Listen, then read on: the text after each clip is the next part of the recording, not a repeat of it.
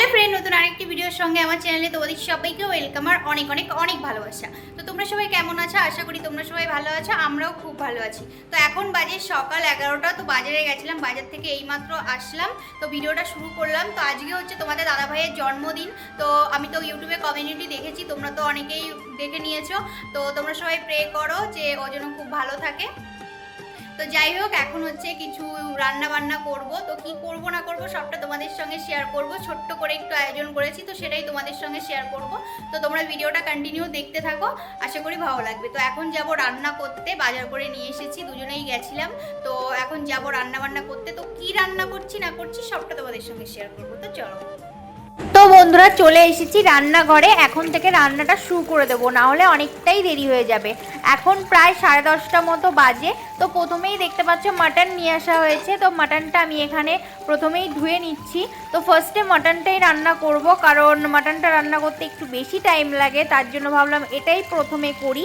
আর সত্যি কথা বলতে আমার অনেক দিনের ইচ্ছা ছিল তোমাদের দাদাভাইকে এরকম বার্থডেতে রান্না করে নিজের হাতে খাওয়াবো। বাট আমার বিয়ে এই যে 2.5 বছর হতে গেল, এটা নিয়ে বিয়ের পরে 3টে বার্থডে পড়ছে তোমাদের দাদাভাইয়ের। কিন্তু প্রথম বার্থডেতে করেছিলাম ছোটোখাটোভাবেই করেছিলাম বাড়িতে, মামা বাড়ি আর আমাদের বাড়ি নিয়ে। তখন তো একটুখানি ভিডিও তোমাদের সঙ্গে শেয়ার করা আছে ইউটিউবে।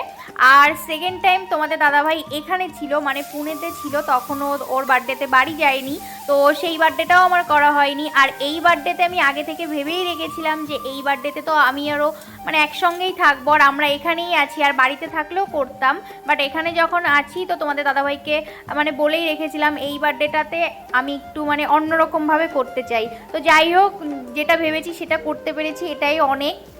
তো দেখতে পাচ্ছ আমি কিন্তু ফার্স্টে মাটনটা কিন্তু এখানে আমি রান্না করে নেব। আর এই সাইডে আমি বসিয়ে দিয়েছি পায়েস, বসিয়ে দিয়েছি, দুধ নিয়ে এসেছি আর গোবিন্দভোগের চাল আমি বাড়ি থেকে নিয়ে এসেছিলাম। তো এখানে পায়েসটা করে নিচ্ছি। আর অ্যাকচুয়ালি কি হয়েছে সমস্যাটা, কারণ আমার কাছে বেশি মানে এক্সট্রা কড়াই নেই, তার জন্য মানে আমার একটা একটা করে রান্না করতে হবে, ওই জন্য অনেকটাই টাইম লাগবে। আর ওই জন্য আমি প্রেশার কুকারে ওখানে কিন্তু আমি পায়েসটা করে নিচ্ছি। আর এখানে দেখতে পাচ্ছ মাটনটা আমি এখন কষিয়ে নেব। আমার মশলা কষানো হয়ে গেছে, তারপরে এখানে আমি মাটন দিয়ে দিলাম।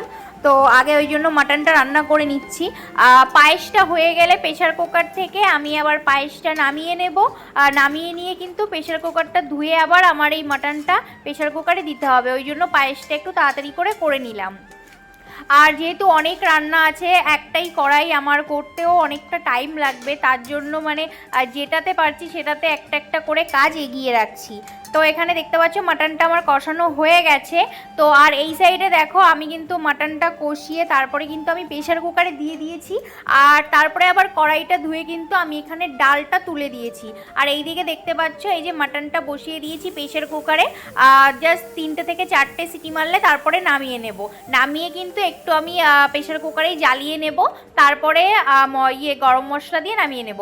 আর এইদিকে দেখো আমার কিন্তু ডালটাও আমি সেদ্ধ দিয়ে দিয়েছি, তোমরা তো দেখলে। আর এইদিকে এই যে মাটনটা আমি নামিয়ে তারপরে একটু আবার জ্বালিয়ে নিচ্ছি, কারণ একটু না জ্বালালে আমার আবার ভালো লাগে না।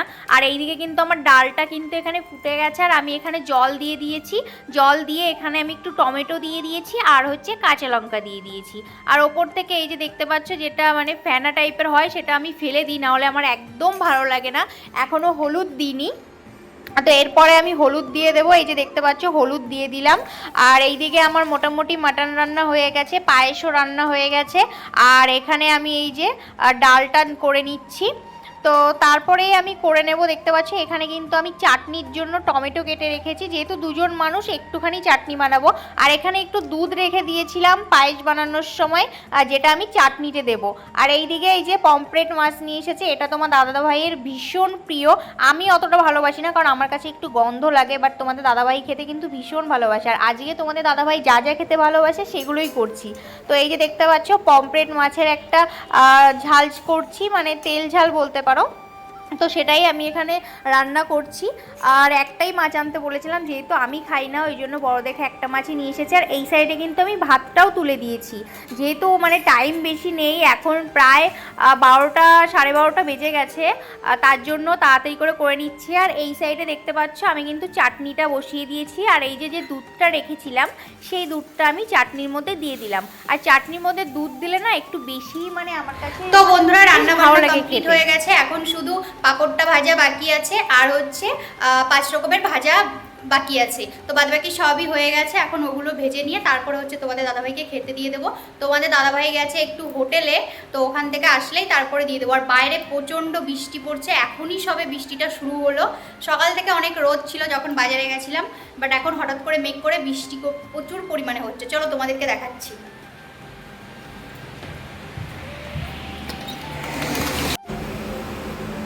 তো দেখতে পাচ্ছ প্রচণ্ড বৃষ্টি হচ্ছে। যখন সকালে বাজারে গেছিলাম প্রচণ্ড রোদ আর গরম ছিল, ভাবতেই পারিনি আজকে বৃষ্টি হবে। তো রান্না করতে করতে তো ভীষণ গরম লাগছিল, তারপরেই দেখলাম প্রচণ্ড মেঘ করেছে। আর দেখো বৃষ্টিও কিন্তু নেমে গেছে, বেশ ভালোই হয়েছে বৃষ্টিটা নেমে, মানে একটু ঠান্ডা ঠান্ডা ওয়েদার হয়ে গেছে। আর এই যে দেখতে পাচ্ছ তোমাদের দেখিয়ে দিলাম।